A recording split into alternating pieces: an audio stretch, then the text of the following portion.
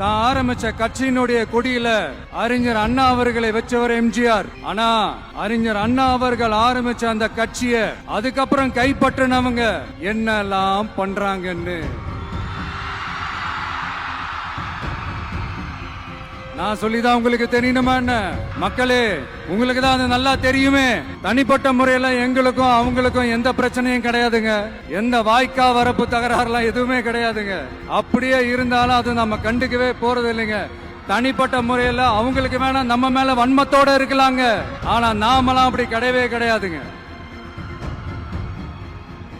ஆனா உங்களை என்ன நம்ம எல்லாரையும் பொய் சொல்லி நம்ப வச்சு ஓட்டு போட வச்சு ஏமாத்தினாங்கல்ல, அப்படி ஏமாத்தி ஆட்சிக்கு வந்து நல்லது செய்யற மாதிரி நடிக்கிறாங்கல்ல, நாடகம் ஆடுறாங்கல்ல, அவங்கள எப்படி நம்ம கேள்வி கேட்காம இருக்க முடியும்?